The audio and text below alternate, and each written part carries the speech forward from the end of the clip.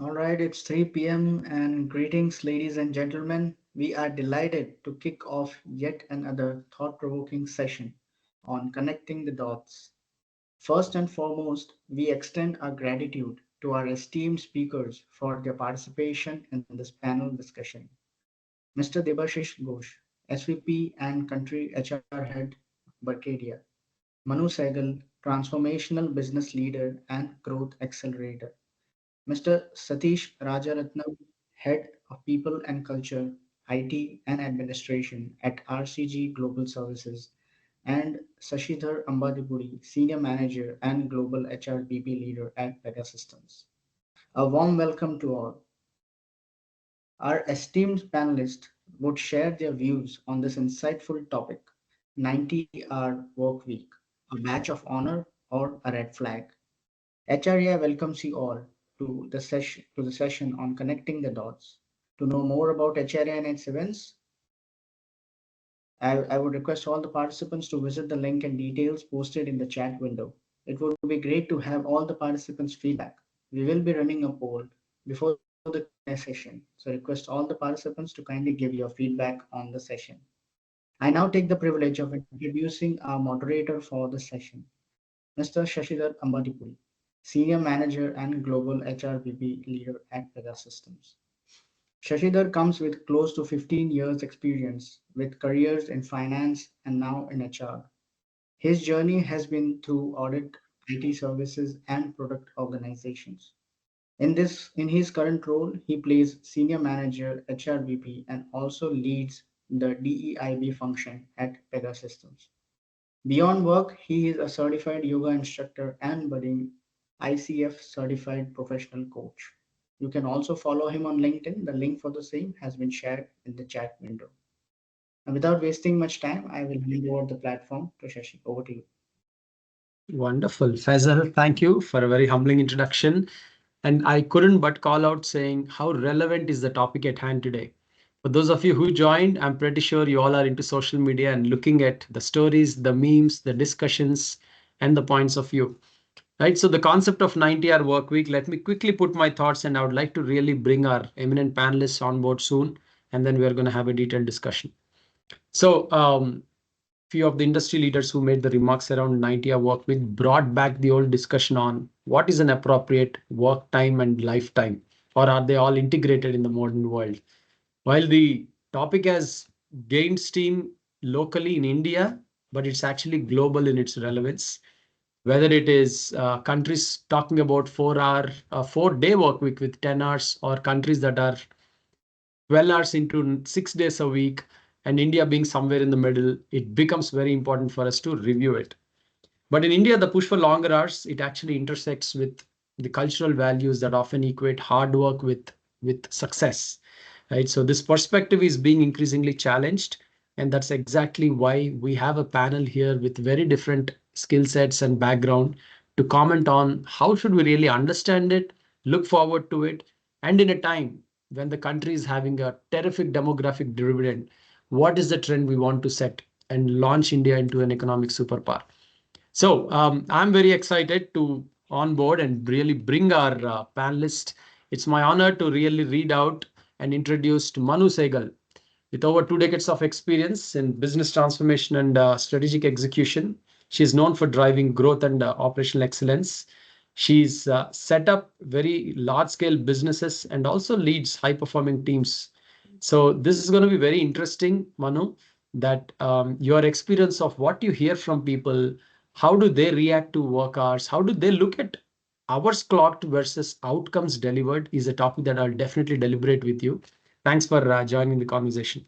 My pleasure. Thank you. Thank you. We also have Debashish Ghosh. He's a senior leader with over 2 decades of experience. He's currently serving as the SVP and country head HR at Bocadia. He's known for his expertise in org transformation and talent management, and is very passionate about industry academia collaboration. Definitely would like to tap into that reservoir today in the conversation. What's academia's view on all this versus the industry's evolving view? So thanks for joining in, Debashish. Pleasure. Thank you. Thank you, Sashi. Looking forward to the Great. discussion. Awesome. Absolutely. We have Satish Rajaratnam. Thank you very much for joining in. Satish, with over 26 years of global experience, he specializes in human capital strategy and org transformation. So he's also a tech evangelist. He has successfully driven enterprise-wise digital transformation programs. If I'm not wrong, you started as a techie and then moved into HR, Satish. So that's something very unique what you're bringing today. We'll definitely tap into this millennium-old question on increasing tech. Why are we working harder still? Aren't we supposed to save time? So much more on this. So I would now request in same order, perhaps, maybe Manu to start with your initial remarks on the subject. Just scope it out for us. Yeah. Yeah. So, yeah, great. Very, very interesting topic. And thank you so much for having me here. Thanks, Shashi, on this. I think definitely a 90-hour work week maybe justifiable in short bursts, such as when you're doing a startup launch or an urgent project, or maybe during audits, but as a long-term practice, it's a serious red flag. Success should never come at the expense of mental and physical well-being. Sustainable productivity is far more valuable than toxic hustle culture. And I'll just quote an example. Or for instance, there are days when I'm traveling for work and I typically catch an early morning flight. It's often that I would leave home at 3 or 4 a.m. in the morning. I conduct a very successful workshop or a couple of meetings through the day, and it's typically followed by a networking dinner. You catch up on, with key people there in the evening. So by the time you wrap up the day, it's 11. And if I'm traveling back home that night, the same night, I'm probably back home by 2 or 3. But these are very, very occasional instances. So is it worth it? Of course, absolutely, it is worth it. It ensures that we are delivering a particular project successfully and on time. But is it sustainable? Definitely not. And more than anything else, and that's something that we were chatting a little while ago, that moreover, I think the leaders also must be very, very mindful of when they are making such statements, because their words can create such a ripple effect across their teams and industries, and sometimes even bring in their personal lives into discussions. So that's my quick take on this. Absolutely, absolutely. Great, great, good scoping out. Thank you. Thank you very much, Manu. All right, Devashish, could you hear from you? Sure. Again, interesting topic. I'll just kind of make 3 quick points on what I think broadly about it. One is whether it's a badge of honor or red flag. It's very person to person, depends on that person, really. I can't say somebody's red flag for someone or it's not for somebody else. But I'm really surprised at the way this is positioned right now, the whole discussion, right? If we now talk about somebody who's working 90 hours, and as Manu said, sometimes it's necessary. But look at the positioning, okay? If somebody is now working for 90 hours, you almost become disrespectful towards a person. We say somebody may not be efficient, what the person is doing. And of course, the narrative has now gone to family. Like if I work for 90 hours, I don't look at my wife. You know what I'm talking about. I think that's a very wrong narrative to talk about. People, thankfully, all of us have jobs, but I where I live, when I go for a gym in the morning, very close to the place where I live, there are a lot of people who stand in the morning, the daily wage laborers who look for jobs every day. If you ask them that you want to work for 90 hours, they will do it. Sometimes you get carried away with the kind of jobs that we do. There are people who don't have jobs. There are people who have to do the jobs of 90 hours because it is part of that. I think if we just kind of label people saying that, oh, 90 hours is bad, I think we have to be a little more sensitive towards those people as well, who really have to work 90 hours. That's the first point. Second point very quickly is that, this 90 hours thing, some working 90, or 90 just number, it can be 70 also. I'm just making it 90 because it's topic. Yeah. Some working 90, some not working 90. It has been there for ages. I come from a joint family of business. I've seen my uncles, some of them working maybe 40 hours, some 100 hours. And it's their personal choice. And the family was okay with that. My another uncle of mine who has retired recently as an SBI general manager, we have a view that, well, the government jobs, people who have those don't work and they are just 8 to 5 and go back home. It is not true at all. I've seen my uncle doing it like day in and day out, working for SBI. So that is also kind of a myth. The third point, I think a wrong narrative again is that, sort of times when people are working for long hours, we kind of blame it on the boss or the culture. We love to blame the boss, favorite punching bag, right? But believe me, working with people, different types of people, it's so much of a personal choice.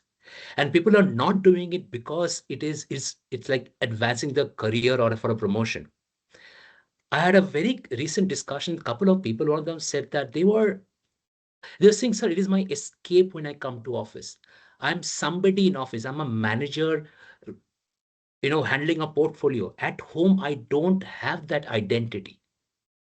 I love it when I'm here. When I work long hours, it's something I Right. want to do. Right. So it's not really about everything going bad if people are, not doing the right thing, work for 9 hours. It's very, very personal, and it's a personal choice.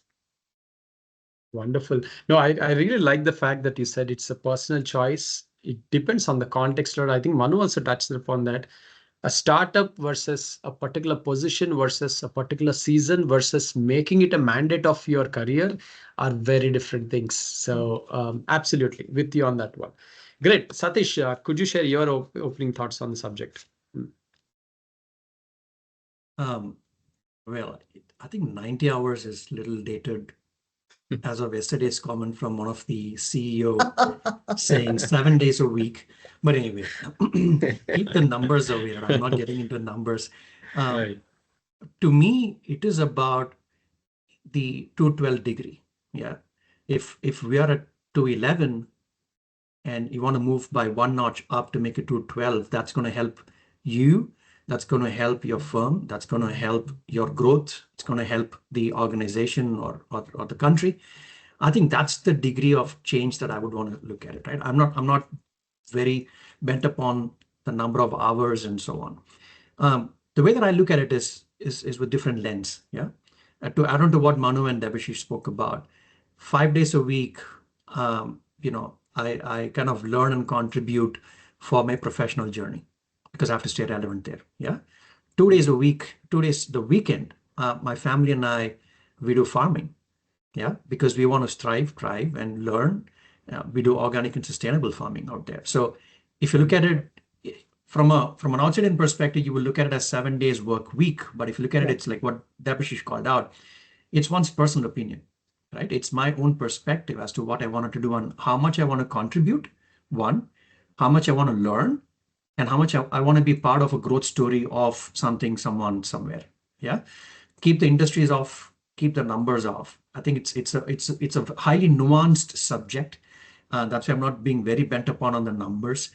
The only thing that I strive for is if I could do X hours this quarter, this month, today, can I do X plus Y, where I could still do all facets of what I wanted to do, professional journey, personal journey, and for the cause of the society, right? As much as we could play around with that plus Y to the X, if that is well within the realm of your ability to kind of stretch and contribute, I think that's the limit to me, right? The rest will definitely have to be governed. There are policies, there are regulatory bodies, and so on and so forth, which is on the other side. But then to my perspective, it's all about how much you want to do. It is your own personal prerogative in terms of what you wanted to do and how you wanted to do, not just being the numbers or the weeks or the days and so on. We'll just park that for a moment. Wow, wonderful, wonderful. I'm picking up two things from what you said, Satish. All three of you have made it a very personal choice. Most of the times it is, sometimes it's not. Maybe there's an organizational and a contextual setting. But the big thing that I took away from what you said is what defines as work. 2 days farming, 5 days work, and you still treat it as, is it work or not? That definition really itself is something interesting. Okay, let me ask the absolute obvious question. And okay, from now onwards, please feel free to answer any of you. The title reads, is it a badge of honor, right? And that's my first question, perhaps the most obvious one. Why is it that long hours is linked to success or being seen as productive? Is there a mindset change, or is 90 hours just a metaphor to say stay more committed? What exactly could you unravel it from your perspective? Anyone?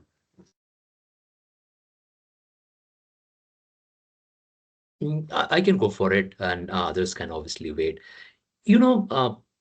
I don't think people who are really are better performers or high potentials, they don't really see it as a badge of honor.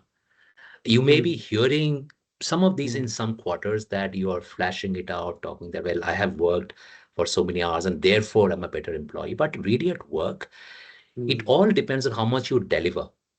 Some of them can be really efficient, can deliver in a certain period of time, maybe a lesser than the others. But I think it's not really about, you're not getting an advantage and use it as a badge of honor because you are spending long hours. But hey, end of the day, you're not delivering as much as others who haven't spent as many hours as you. So even if somebody's doing it, Sashi, I don't think it will work in the long term, because you will get figured out that, just long hours, but nothing happened in those long hours. It's not about the number of hours you spend, it's about what you spend behind those number of hours. That is important. I'm so glad you said that. Yes, absolutely. Coming from the background of coaching and neuroscience, and something that WHO and others have attested, somewhere around the 51st to the 55th hour, human productivity goes down with a stretch in work hours, right? It's scientifically established. So somewhere I also wanted to hear from you on your view on that. I don't know, Manu, Satish, anything else on this topic? Yeah, you're rightly mentioning this, that the productivity paradox, the research itself shows that the productivity declines beyond a certain number of hours, leading to burnout rather than better outcomes. And you said 50, 51, somewhere in that range. Right. But if you also do a global comparison, despite some of the longest working hours globally in India, so India ranks 130th in productivity per worker. This is as per ILO. So this starkly illustrates that long hours alone doesn't drive results. So if you were to put the research and put some of these data points together, it kind of contradicts that long hours is better productivity, or long hours is, a badge of honor. Absolutely. Since you mentioned global, right, I'd just like to pivot the conversation globally. We all heard about some of the Far East Asian countries, China, Korea, right? There is this particular concept called 996, 9 a.m. to 9 p.m., 6 days a week. Yep. Right? There are economies doing that. And they have seen the economic advantage it gives. And I'm just playing a devil's advocate here. What's your view when you hear this? And then looking at our own country. Yeah. So there's I would say there's some cultural context and some work ethic context also there. So in countries like China and South Korea, for example, work cultures are heavily influenced by communist values and codes, which often emphasizes loyalty, hierarchy, collective efforts.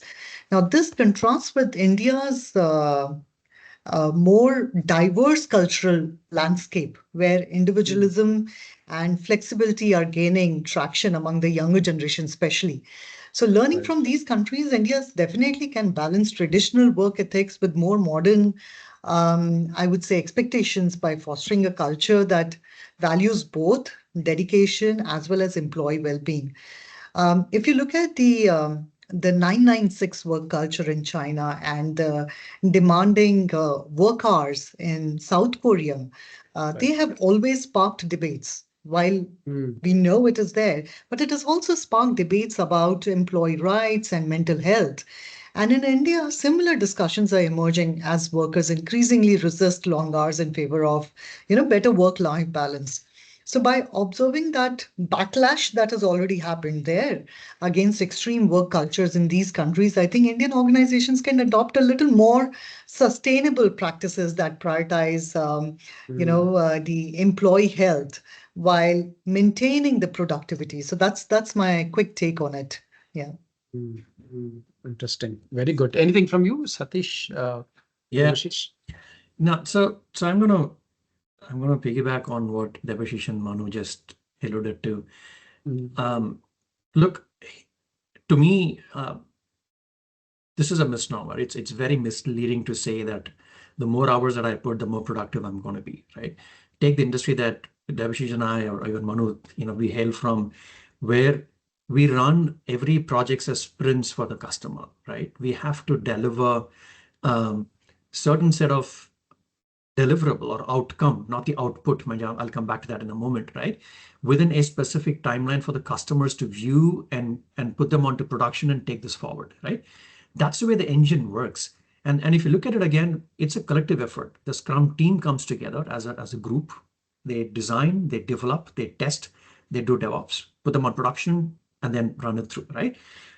And all of these cannot happen like, a couple of them taking 2-hour break in between, coming back, or doing something else and coming back, and so on. Everything is well within the realm of what's the time that we have and how soon the sprint has to go live, right? It's a week, 5 days, 1 week, whatever, 2 weeks, or whatever it is. So it's all time bound. So in today's world and context, where the expectations are here and now, like most of our gratifications has to be instant here in this world, in this generation. To me, it's very misleading to say that, look, the number of hours that I'm going to put in will directly relate to my productivity is negative, right? Again, to your question on ambition coming into picture, like I said, look, I've been dreaming of doing farming for a while, right? But I couldn't have never done it, all of these together, 365 days. Yeah. To put it simply, this is like a law of diminishing marginal utility, right? I know I'm getting into economics, but then if you look at it, the more you consume in the name of burnout, in the name of ambition or drive or thrive, or you can put whatever name you want it to, right? But your efficiency is only going to dip down, not just from a work hours perspective, but from your output perspective as well, right? It will tire you out over a period of time, no matter what it is. So to me, I do not relate to time, and the more you spend on work, the better the productivity. It's the other way around. The collective you are as a team going behind a specific target and a goal, whatever time that it is, it's 1 minute or 1 hour. I think that's the limit that you're talking about. And that's where you gauge productivity and efficiency, and not looking at number of hours in my view. Wonderful, wonderful, very interesting. I want to call out to the audience at this stage. We have close to 20 now. Feel free to punch in your questions. I think our team has already put in there. The chat window will be open throughout. So I'm going to bake in the questions that you will also ask. But specifically now, at this stage, I want to ask a question to the audience that you can just punch in, and I'll continue with the conversation, right? Have you ever experienced a 90-hour work week in the last 6 months, right? Did you? Just a yes, no, or even maybe, right? I just want to get a sense on how much is it happening, right? It's a no from my side, by the way, but still want to listen out to it. Okay, so let me change the speed tracks and ask a different question, right? And that was on tech. Satish, since you are mentioning that, maybe more pointed to you, but I would definitely like to hear Debashish and Manu on this. We are living in the age of AI, right? Dime a dozen tools on AI that is supposed to cut down, your reaction time, or your productivity is going to be enhanced, quality is better, time is saved everywhere. Where is that going? Isn't it supposed to be inversely proportional, that more the evolution of tech, less time might take to deliver the same value? Why are we getting busier as tech is also advancing? Well, the yield or throughput expectation has risen as well, right? It's not just the time. Right. So take our very own example within the HR community. I mean, there could be recruiters or HR professionals in this call. The expectation has not changed. For example, if we need a talent to get started in the firm and starting to deliver customer value and billability by next week, that's your goal. Whether you can get it done in 2 days, 3 days, but eventually the goal is to have your talent ready by Monday, clocking in, putting in front of the customer, and trying to solve the customer problem. Yeah. So the more AI or agentic AIs or any other tools that you're going to use, that's only going to help aid you to get the right talent at the right time. Whereas today, the lag is as much, because the market is so much as well, where you need to find the right talent. It takes a long time for you to kind of put them through the screening, sourcing, screening, selection process, interviews, all those down, right? The entire 9-year offer, then acceptance happens, then the conversions may not happen in certain cases. It's only 50-60% conversion from offer. Considering all of these, to your question, AI is helping to solve, I would say, the net negative time for the recruiters in today's context. Another example, if I may take another 30 seconds, learning professionals today, learning consultants today, right? Erstwhile, I mean, in the previous past that most of us would have sat through, we will sit with the business folks, we would sit with the market folks, right? We would understand, hey, you tell us for this year, where do you want to focus? You tell us what are the competencies you want to work on? What are the skills you want to work on? Okay, if that is the case, what are the proficiencies that you want to move towards, right? We will jot down everything. In a quote unquote, a cliche of TNI, training needs information or analysis, DNA, and so on, right? Then we'll convert that. We will take them to a content curator or creator. We'll sit and work on content, create a learning journey, then take it back to the group and say, hey, we need a cohort now to express or execute these learning journey, right? Then you execute it. You say a batch of 20 coming in, but only about 10 will show up. The remaining 10 will not show up.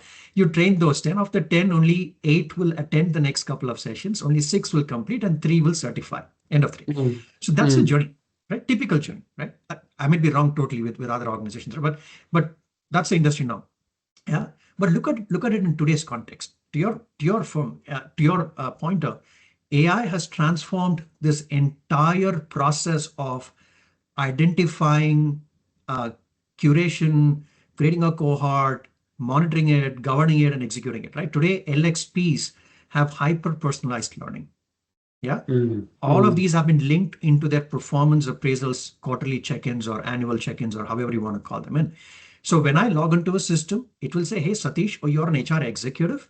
For being an HR executive, you're supposed to know these part of your job family, which is your HR partnership, payroll, compensation philosophy, employee experience, whatever it is, right? And for all of these 4 competencies plus business acumen, right? For all of these, your experience or proficiency level should be at 3, 4, 3, 4, whatever it is. And then it will say, why don't you take an adaptive assessment? So I will go answer, hey, this is how I manage HR. This is how I consult my business. This is how I write an incentive philosophy or a compensation philosophy. So the system will gauge my level of proficiency. It will say, hey, you're supposed to be at 4, but you're only at 3 considering what we figured out. And here you go, you bridge the gap. These are the learning paths. So it creates a learning path and it will say, you're supposed to or expected to complete this by March end so that it will reflect in your performance system. So if you look at it in a click of a button, in about 5 minutes, today the journey is created from end to end. Yeah, absolutely. So I think that's where AI is helping most of us in this conversation to kind of get to the outcome much faster and quicker. Yeah. And to the second part of your question, how do we use the time that we save from this efficiency?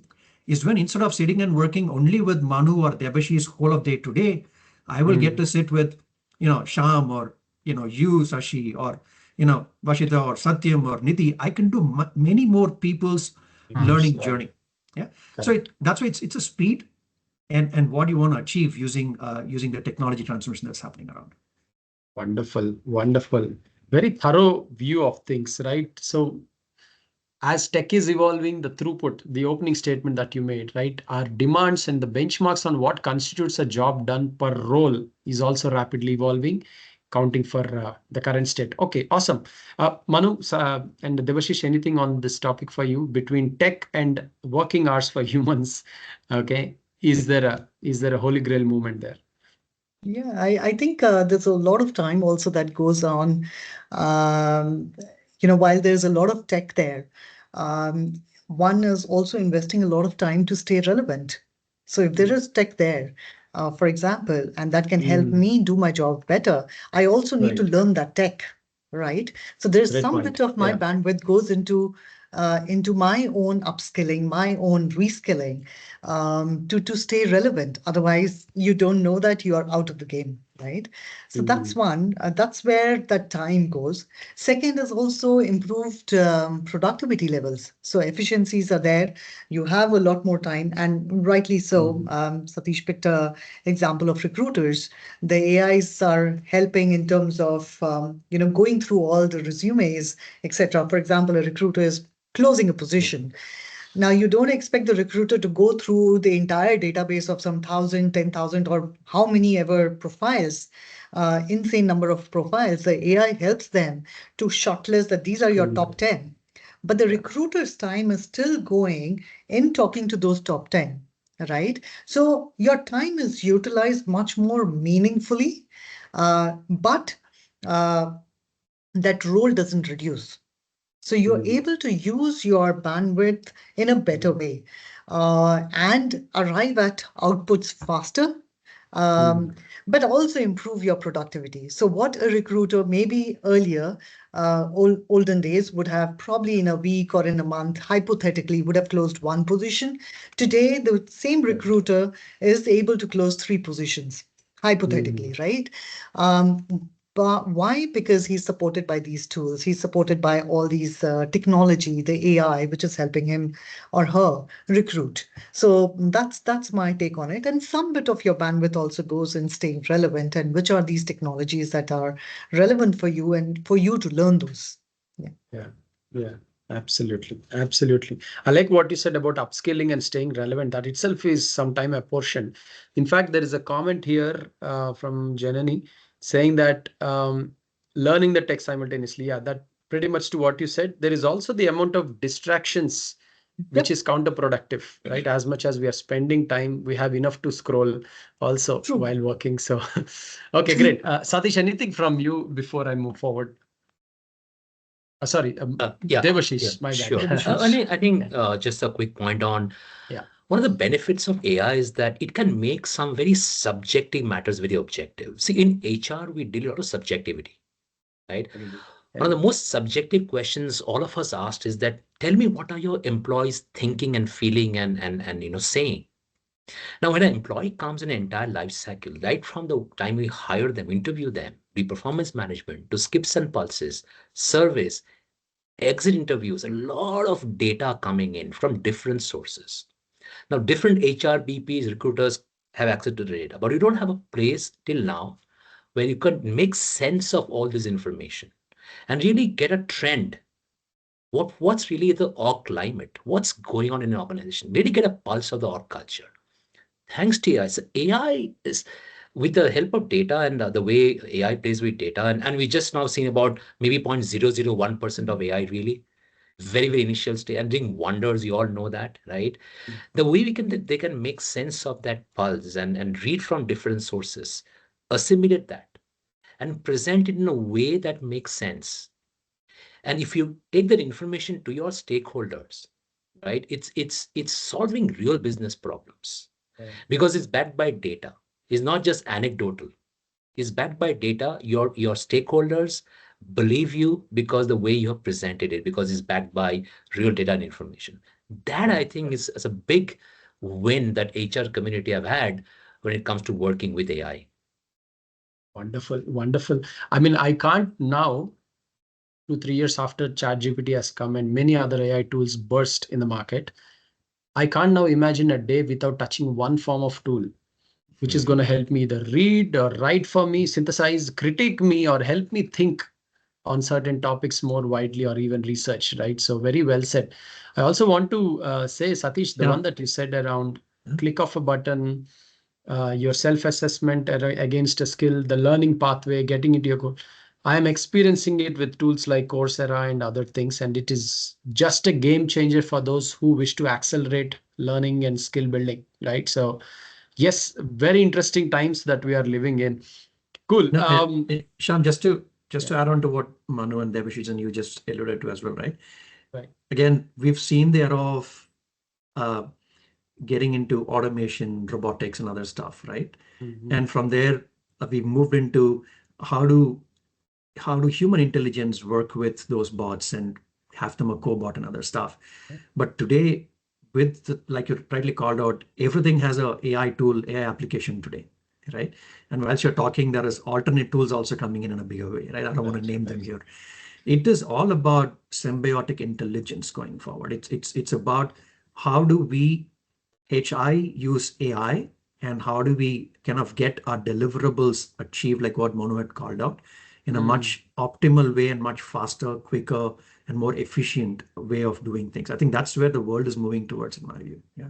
Yeah, no, I love the word symbiotic intelligence. I think we are now spoiled for choice when it comes to tools, actually speaking, right? Okay, cool. We have gone a lot depth in tech. I want us to now explore another charter, but before that, again, an audience question.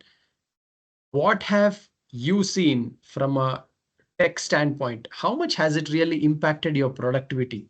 On a scale of 1 to 5, 5 being dramatically, 1 being still figuring out. Audience, go ahead and punch in your numbers. More curious to understand this whole productivity challenge, which is what the 90 hours is supposed to mean, but not actually meaning, is aiming to deliver. Okay, cool. I'll move on to the topic of generations, something very relevant. We are now seeing 3, 4, even 5 generations, or I don't know, maybe 4 itself is the upper limit as of today, in terms of people working with each other as colleagues, right? Digitally across the world, in the same region, in the office. And added to all this, there is this whole hybrid remote angle where many organizations have turned back and said that, yeah, let's get back to office premises. There is an infra, there is an ecosystem. So question is, Gen Zs who are now entering into the work stream in large numbers clearly have a different view to how many careers to pursue and what does career actually mean in the larger context of life. How do you see this discussion around work hours really evolving down the line in a country like India? Again, anyone opens. Maybe I'll just take that one. So if you look at millennials and Gen Z, I think they prioritize their work-life balance significantly more than the previous generations, such as the Gen X or the baby boomers, who often equate long hours with dedication. We've just spoken about all of that. Now, this shift reflects a broader cultural change in India where, the younger workers are seeking purpose. They're seeking flexibility, personal fulfillment, mental well-being over the financial security or the job stability. One of the examples, and when I was just thinking about this, of a changing mindset, we have all seen the recent Coldplay concert in Mumbai and Ahmedabad. Look at that. Yes. Many young professionals took time off. They even traveled from different cities just to attend that event. And they were valuing the experience over working hours, over working late hours. Now, social media, if you look at social media during that time, it was flooded with the posts how, attending that concert was once in a lifetime experience and how the younger generations are choosing to live in the moment rather than just work endlessly.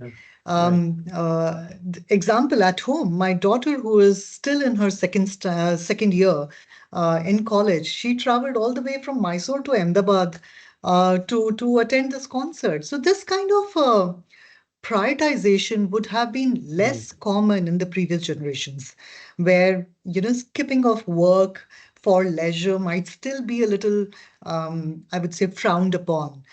So this cultural shift highlights how how the Gen Z and the millennials seek a much more balanced and fulfilling life rather than just chasing the professional success at the cost of the personal happiness.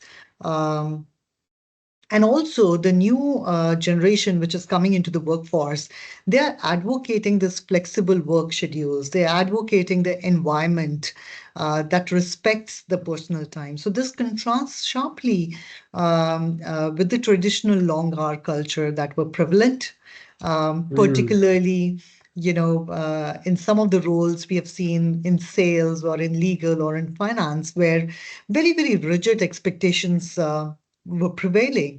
So the younger generation emphasizes a lot more on productivity and a lot more that the productivity should be measured by the outcome, not by the number of hours that has gone into it. And they're kind of challenging the status quo of the workplace norms. They're also I think growing recognition of the importance of mental health, well-being in the workplace, etc. So I think they're a lot more open to this, and they're a lot more striking the balance compared to the previous generations. Wonderful, wonderful. That sounds like very positive and it's an opportunity, Yeah, right? absolutely. Wonderful, wonderful. Great, great. All right.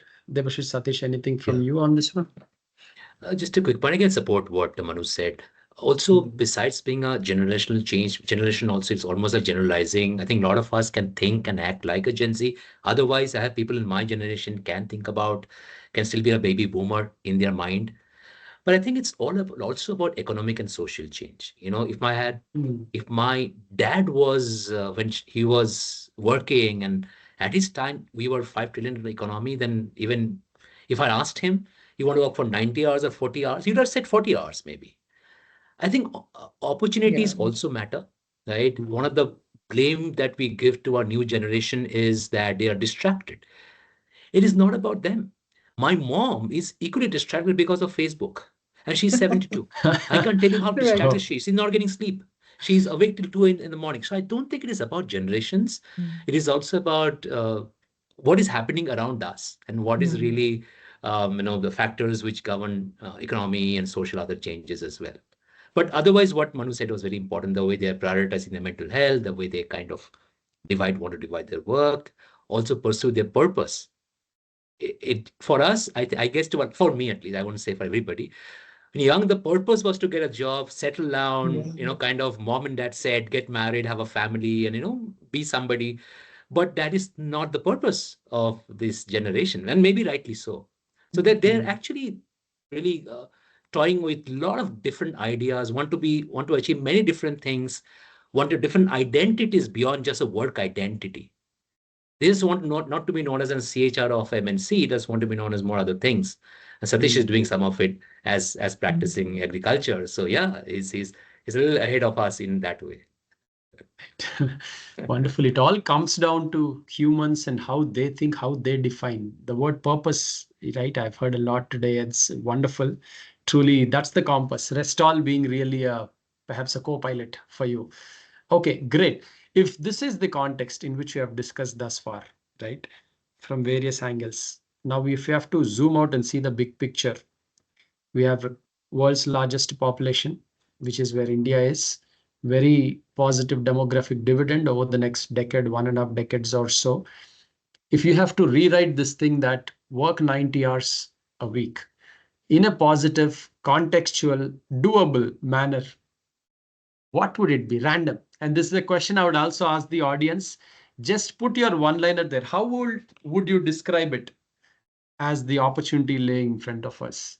If not, work for 90 hours. How else would you say it? Let me take a stab at it before audience also picks in.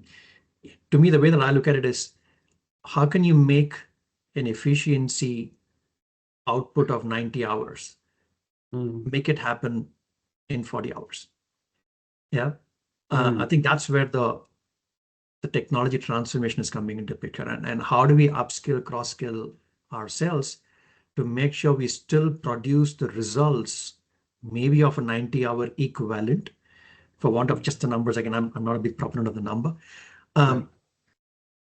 Can you challenge your status quo? Like I said, I'm doing so many steps today, right? All the health freaks in this call, you would know that tomorrow I need to do at least 10 steps more. If you can challenge yourself using your health meter and a watch that you keep tracking every day, why not challenge yourself on, my throughput is today so much, may not be in the same line function that I'm talking about. It could be in your personal space, it could be in your giving back to the society, or it could be in your professional space as well, or it could be even a learning to be, right? And just to add on to that, look, I used to look at like what Debashish said. When my dad used to work long hours, right? It's all, those days it used to be fun for us. We can play for a little more longer until your dad comes back home. Yeah. But today the same dad turns back and asks me, hey, it's 8 p.m. Is everything okay at office? You're late today. Yeah. Look at the cultural shift that's also happened over a period of time. Yeah. I think that's the economies, and that's what I think they've called out very well, right? It's your turnover, GDP, versus your growth trajectory collectively as a country, where you want to move towards. Where were you before and where are you right now? Yeah. From a locomotive to a supersonic that you're talking about right now, the speed, the velocity has changed significantly. And unless we catch up to that sooner, I think we're going to be a little dated. So my only submission here is that, look, can you challenge yourself? Right? You don't have to challenge the world. Challenge yourself. Look at yourself in the mirror. Can I do one more today? Can I complete this activity today? I know it's been there in the backlog for a long time. Can I get this done today? I think it, like I said, it's just the 1 degree change that will create water to steam. Can I be the 212 degree? Right. Right. Wonderful. Wonderful. Do things faster, higher, smoother. Use tech to hold you honest, basically, on your path. Wonderful. Anyone else? Would you like to take a stab? I think rightly said, Satish, by Satish. One needs to shift the focus now. Focus of not only India, but individually also. We need to start prioritizing a lot more of upskilling, a lot more of flexibility, and do a better job quality to create a truly productive workplace, rather than just being stuck by a number, rather than just counting the number of hours. And some of the smarter strategies also, by leveraging automation, leveraging your technology, also giving a lot of attention to the worker well-being. That's the key to sustainable productivity growth. I think that's my quick take on all of this. Yeah. Another one quick take, and something that I think Janani from also put up on the chat as well. The question that we need to ask ourselves is very simple. The question is that if I have to work for 40 hours, right, which is 8 hours a day, what do I do with the rest of the 16 hours? Right? Even if I sleep for 8 hours, so again, 8 hours is left. That's the question. As an individual, if I want to just scroll and then just keep binge watching, I don't think it is helping me.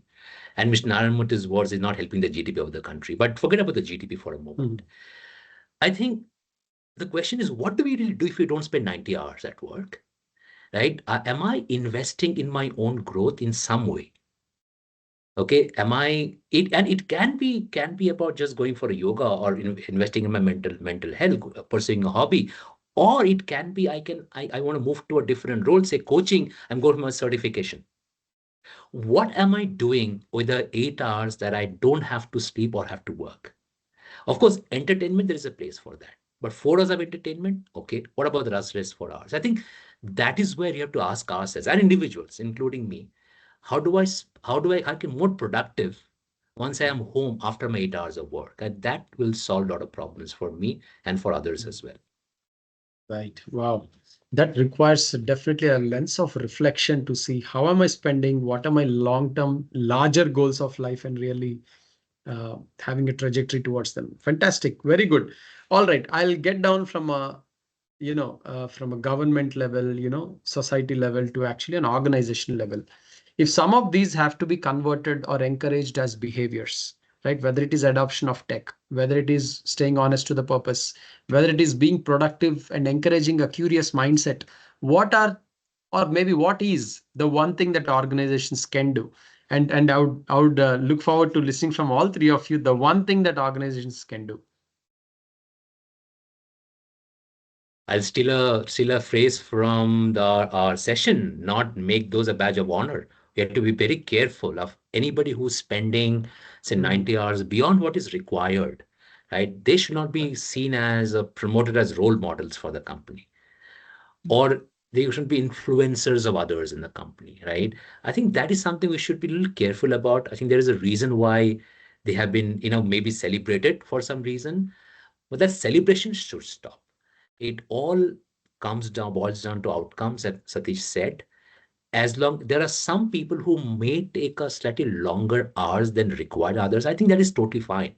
And that is something as an HR people, you have to determine whether the person needs help, slightly slow, and therefore doing it. I think it's totally fine. But for the sake of doing more and getting a visibility, if that is happening, then it is our time to intervene and put a stop to it. I think that is very, very important. Wonderful. Noted. Sure. Okay. Manu, Sriram. I think we've been reading a lot of these recent news of employees who have kind of borne the burnt of relentless work hours. Right. So especially the employees at the lower rung of the hierarchy, often face that challenge of balancing the hard boundaries of work hours with the personal choices of employees. I think what one definitely not a badge of honor for sure, but I think what is more important is to move, a little towards setting very clear. Um, uh, what are those KPIs? What are the outcomes that you're requiring? And rather than measuring it by the number of hours, that's more important. And I think allowing the employees some flexibility to manage their schedules, it can also enhance your job satisfaction. It can enhance your productivity, particularly, and I say this particularly in the post-pandemic world where there's a lot of remote work which has become prevalent. So one is now a lot more is exposed to different work models, work from home, hybrid models, work from office, etc. So people are a lot more exposed now, and they are wanting to do a lot more. They are wanting to have a lot more flexibility. So I think it is important to measure not by the work hours, but by the outcomes that you want, and let that flexibility be with the employees to measure how they want to deliver that. So yeah. Got it. So measure by outcomes and Yeah. focus a lot on flexibility and empowerment of employees. Okay, wonderful. Great. Satish, anything from you? Look, it all boils down to, practice before you preach, right? For example, I do this in my own team, and I don't set up calls late night, late hours, and say, join for a half-hour review, or let's look at the progress or actions and governance. I mean, I keep that off, right? If it can wait until 7:30, 8 p.m. tonight, it might as well wait until 8:30, 9 a.m. tomorrow morning. Nothing is going to change in my view. Yeah. Unless it's to the neck. But again, having said that, it's about, to your question on how do we drive this, it's all about the ethos that you bring in, right? As an organization, what is your employee value prop? Is it about driving for number of hours and pushing people through and things like that, or is it about getting the best to our customers and with no repetitive work or repeat work or change of work, right? I think if I were to choose between, I would rather wait and do it first time right and not push hard and do some corrections later because of long hours, right? And like I said, your efficiency, productivity will taper down, right? You might have to do a lot of repeat work. So for that, I think you should walk the talk first. You should have the right policies, right EVPs in the organization, which will drive this. And the statement that I keep telling our teams is also bring your authentic self, right? You walk in, you bring your authentic self, you do what is expected out of you, do it, and you can be off, right? It could be 6 hours, 7 hours, irrespective. As long as the deliverables are met, it's your choice. Fair enough. Walk the talk. It's as straight as it can be. Absolutely. So we have a question here. I'll quickly read it out and then let's see. Is startups often glorify long work weeks at the price of success? Is this mentality helping or harming entrepreneurs?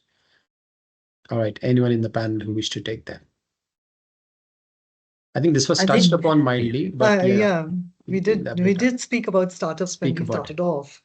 And rightly so. Like I was mentioning when I started off, was that there are times when you will have to give in those long hours. It's not a absolute no. It's not striked off in bold. There are times when there is a product launch. There are times when there are audits going on, and you do those long hours. There are times when there is a startup setting up a shop, etc., and they are wanting to deliver their product, etc. But the question is that, yes, you can do it. And I myself would have been privy to this. I myself would have spent those many long hours a couple of times. And if I were to include all the travel, etc., all of that are long hours. The question is that how sustainable is it? The question is it worth it? I totally agree. There are times when it is required. It is required because one needs to ensure that the project is successfully delivered and it is delivered on time as per the commitment that you would have given to the customer or your stakeholders, or in case of startup, it could be the investors. So definitely required. But is it sustainable? Definitely not. Is it something that you can do day on day, month on month, year on year? No, there has to be a balance, and that's the balance that one needs to strike in. Yeah. Wonderful. Yes, absolutely. It can't be a perpetual baseline of sorts, right? It has to be a need-based one. All right. Devashish, you were also trying to say something? No, nothing to add. I think Manu covered it. Yeah. Wonderful. All right. Well, I've personally Satish, I think Satish, you want to? Yeah, Satish, you were saying something? Yeah. So just a quick, and I know we are just about a minute. Hey, this is about, like I said, the expectations are changing significantly, right? I mean, you have the apps today to deliver food within 5 minutes, 6 minutes, 4 minutes. It's only coming down. It's not going up. So it's about our own expectation. If we expect things to be delivered to us in much faster, quicker way in every walk of life, I guess we should also turn around. I mean, our customers will also ask the same thing from us. Yeah. So like what Manu said, there will be situations where you need to go out of the way. Let's take a very practical example, right?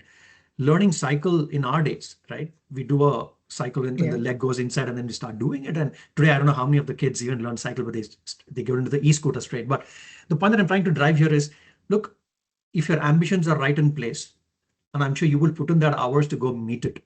Yeah. And then it's going to be smooth sailing.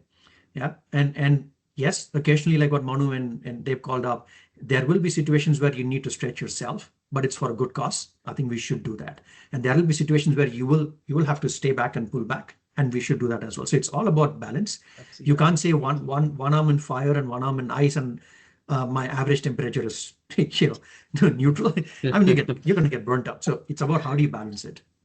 Absolutely. And end of the day, we are humans. No 2 days will be the same as long as there is a needle movement, right? So I think we can forgive ourselves if no 2 days are the same.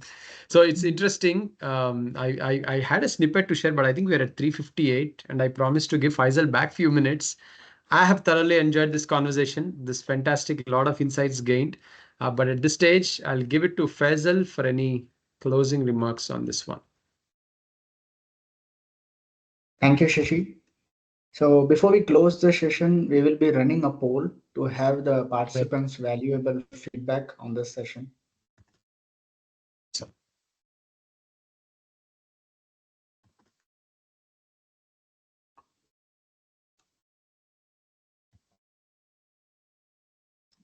It's in the chat window.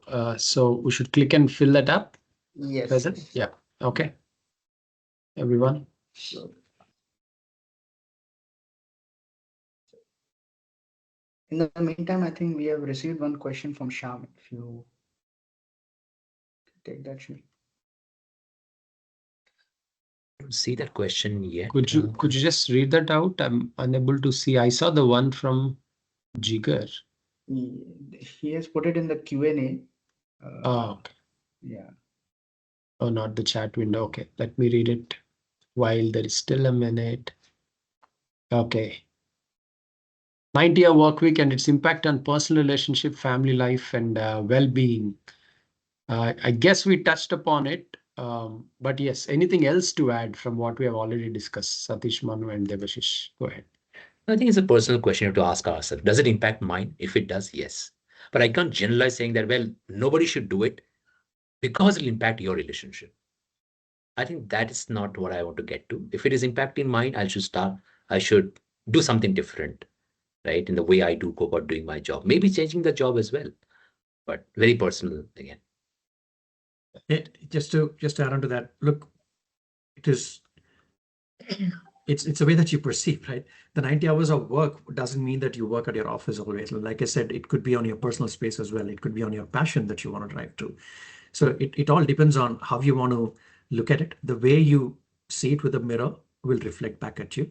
So the way that I would look at it is about go a degree up, right? Don't put a number to it, please, for whatever that it is. It's been called out and spread out. It is all about how do we uptick our efficiency and productivity, use tools that are available, use knowledge repositories that are available, use skills that you can build on with what you have on hand right now. I think that's the way that I want to leave the thought with. Wonderful. Yeah. My take, a quick one. Let's forget about that number 90R. But definitely, what I totally believe in. I'm not a huge fan of a work-life balance. I am more of a fan of work-life integration. Integration. And I try to see how we can integrate both of them. Right. Just an example, I know I have to spend some time with my husband. So we travel to office together. So that's our we time. There's no me time, but a we time when we are going, and it's a good 1 hour long drive to office. Our offices are close to each other. So we get a good time on the way. So we've kind of integrated the work with the personal life, etc. So there's no very, very small things. Take those short breaks in between, etc. It's more of an integration. What do you enjoy more? There will be times when the work would require you more than your family time, but there would also be time when your family requires you more. Let's say your kids' exams or somebody is having a medical emergency. Of course, you will put the work at the back burner and attend to that. Similarly, there are times when there is more attention which is required at work. You kind of try to balance it. So it's more of that integration that you have to strike in the balance, not looking at the number of hours you have spent at work or number of hours you've spent at home, but how are you seamlessly able to integrate it together and be where you're required the most. Awesome. Absolutely. Absolutely. Wonderful. Okay. So tons of inputs and lots of tips also from the panelists. Wonderful. I had a heartful conversation. Manu, Satish, Debashish, thank you so very much. Please do stay in touch with them. They are on LinkedIn. The links were pasted earlier in the day. And thank you, HRIA, for organizing this, a very relevant topic. Thank you. Thank you. Thank you so Shashi. much you. for having us here. Thank you. Thank you for having us. Extremely Thank you. enjoyable. Shashi, great work, Shashi. Thanks, everyone. A heartfelt thank you to Shashi for expertly guiding us through this session with your perspective and intuitive insights. Our sincere appreciation to Manu, Satish, and Debashish for generously sharing their valuable perspectives. It has been an absolute honor to have such distinguished speakers enrich this discussion. For those eager to visit today's insights, the session recording is available on our YouTube link shared in the chat window. A special thanks to our event partners, Geisha, NASCOM, CUE, Talgro, TLE, WICCI, LinkedIn Local Ahmedabad, and India for their invaluable support in making this event a success. To learn more about these associations, please refer to the links provided in the chat window. We look forward to welcoming you to our next session on connecting the dots on February 13th, 2025. With that, we conclude today's webinar. Thank you for being part of this journey. Wishing you health, positivity, and success until we meet again. Take care and farewell for now. Thank you, Shashi. Thank you, Debashish. Thank you, Satish. Thank Thank you. you. Thank you. Thank you. Thank you. Thanks, everyone. Lovely. Thanks, everyone. Thank you.